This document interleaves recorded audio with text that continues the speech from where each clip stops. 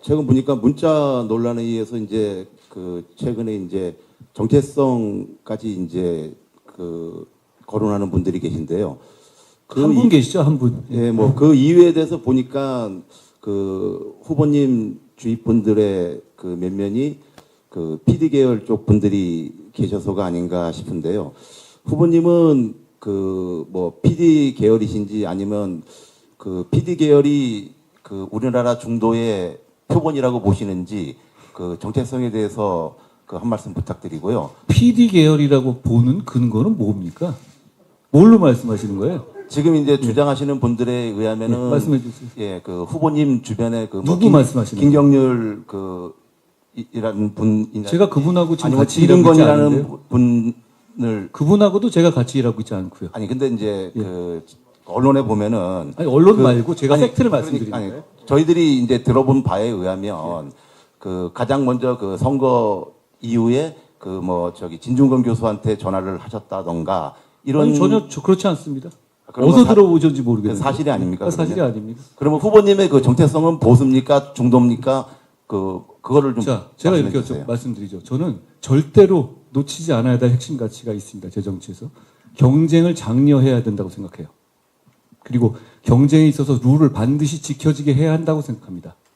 그리고 경쟁에서 탈락하거나 경쟁에서 참여하고 싶지 않은 분에게도 인간적인 삶을 보장해야 한다고 생각합니다.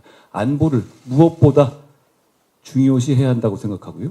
규제를 철폐해야 한다고 생각합니다. 그리고 범죄에 대해서 가장 강력하게 대처해야 한다고 생각합니다. 제가 지금까지 살아온 인생과 정치를 지금까지 해온 것, 법무장관으로서의 이어진 내용들, 여기서 벗어나는 것이 하나도 없습니다. 제가 여쭤보겠습니다. 이게 보수입니까? 진보입니까? 중도입니까?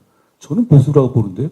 이것 이상의 다른 보수의 가치가 있습니까? 누구랑 친해야 보수인 겁니까? 그렇게 볼 수는 없는 것이고요. 저는 이 보수의 핵심 가치를 지키면서 외연을 넓혀가겠다는 겁니다. 그래야 우리가 이길 수 있다는 것이고요. 말씀하신 이유로 PD니 뭐니 얘기하는데 그게 언제적 얘기입니까? 제가 대학 다닐 때는 그런 거 이미 끝난 상태였어요. 저는 92학번이잖아요. 그렇지 않습니까? 저는 YS가 대통령이 되던 해에 연말에 그때 대학에 다니기 시작했고요. 지금 오히려 저에게 그런 말씀을 하시는 분들 있잖아요. 그런 분들이야말로 운동권 출신들 아니에요? 원희룡 후보야말로 극력 운동권 하시던 분 아닌가요? 저는 그런 거 한 적 없는데요. 그리고 제 주변에 누가 있다 그러는데 제가 주변에 그런 사람들하고 뭐 중요한 의사결정을 논의하는 걸 보신 분이 있어요? 무슨 말씀을 하시는 건지 모르겠습니다. 오히려 그분들이 과거에 그런 분들하고 개인적인 연이 있는 것 아닌가요? 제가 김어준 씨 방송에 나가기를 했습니까? 아니면 아니 원희룡 후보 같은 분은 김어준 씨 방송에서 나가던 분 아닌가요? 그렇죠? 민주당에도 갈 수 있다고 하던 분 아닌가요? 저는 그런 분들이 지금 여기 와서 희한한 색깔머리 한다고 말씀드립니다.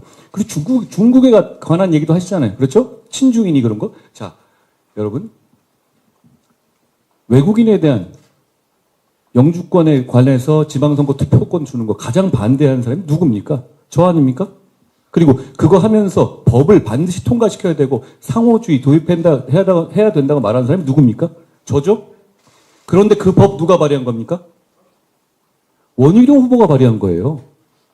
그렇지 않습니까? 중국몽에 대한 강임, 저는 중국몽이라는 식으로 지금 중국이 확장 정책을 펴는 것에 대해서 대단히 문제가 있다고 생각해요. 아시아에 있는 민주국가의 하나로서요. 그런데 그 중국몽에 대해서 강연하고 그거에 대해서 홍보하고 이런 강연했던 사람이 접니까? 원희룡 후보입니까? 또 하나 더 말씀드리죠. 저는 제주나 이런 곳에 있어서 이 투자 액수라든가 이런 낮게 투자한 것만을 가지고 영주권 주고 비자 주고 이런 거 반대했던 사람입니다.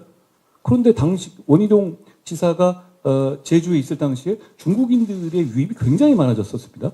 저는 그런 부분에도 문제 제기하고 제가 제도를 말씀드렸던 것인데요. 그렇게 덮어씌우기 할 문제가 아니라 실제로 어떤 인생을 살아왔고 어떤 정책을 추진해 왔었는지를 보시면 답이 나온다고 생각합니다. 제가 여쭤보죠. 제가 보수입니까? 진보입니까? 보수 아닌가요?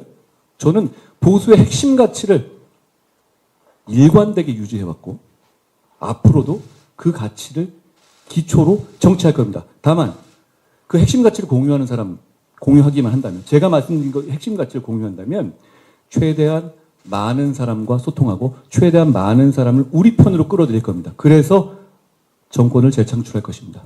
그 말씀드립니다.